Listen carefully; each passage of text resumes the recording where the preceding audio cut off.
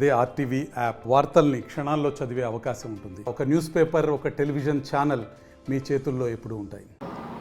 కాంగ్రెస్ పార్టీకి సంబంధించి వైఎస్ షర్మిలారెడ్డి గారు వారి అప్లికేషన్ వచ్చేసి యాక్సెప్ట్ చేయడం జరిగింది. ఇక రెండవ అంశం, మేము ఇటీవల జిల్లాలోని వివిధ నియోజకవర్గాల్లో తిరగడం జరిగింది.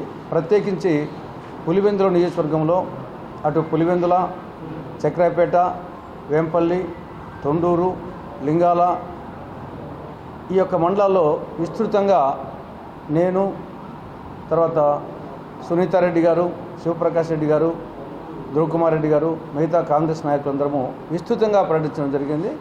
అదేవిధంగా జిల్లాలోని మిగతా నియోజకవర్గాల్లో కూడా పర్యటించడం జరిగింది. ఎక్కడికి పోయినా ప్రజలు బ్రహ్మరథం పడుతున్నారు. అనూహ్యమైన స్పందన. మేము కూడా ఊహించలేదు ఇలాంటి స్పందన ఉంటుందని. ఏదో కొంత రాజశేఖర రెడ్డి గారి కూతురుగా కొంత డెఫినెట్గా కొంత అడ్వాంటేజ్ ఉంటుంది అని అనుకున్నాం. కానీ క్షేత్రస్థాయిలోకి పోతే మేము ఊహించిన దానికంటే 100 టైమ్స్ ఎక్కువగా స్పందన ఉంది.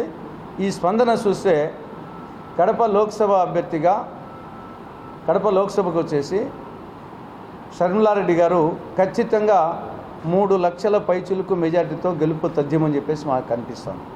పులివెందుల్లోనే ఖచ్చితంగా మంచి మెజారిటీ, ఒక 30,000 నుండి 40,000 మెజారిటీ ఒక పులివెందులోనే వస్తుంది.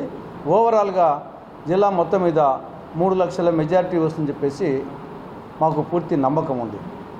దీనికి అనేక కారణాలు. ఒకటేమి కేంద్రంలో బీజేపీ వైఫల్యాలు, రాష్ట్రంలో జగన్ పార్టీ వైఫల్యాలు.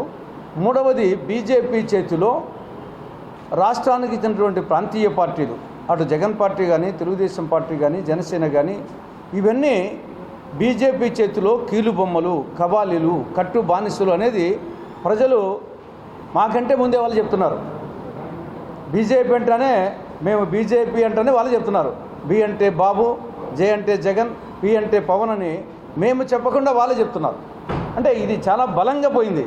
కాబట్టి జగన్కు ఓటేసినా అది నరేంద్ర మోడీకి ఓటేసినట్లే, చంద్రబాబుకు ఓటేసినా నరేంద్ర మోడీకి ఓటేసినట్లే, పవన్ కళ్యాణ్కి ఓటేసినా నరేంద్ర మోడీకి ఓటేసినట్లే.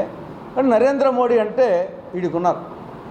జిల్లా ప్రజలు, రాష్ట్ర ప్రజలు బీజేపీ అన్నా, నరేంద్ర మోడీ అన్నా, అమిత్ షా అన్నా కోపం వచ్చేసి కుతికల కాడుకున్నారు. రాష్ట్రానికి తీరని ద్రోహం చేశారు బీజేపీ.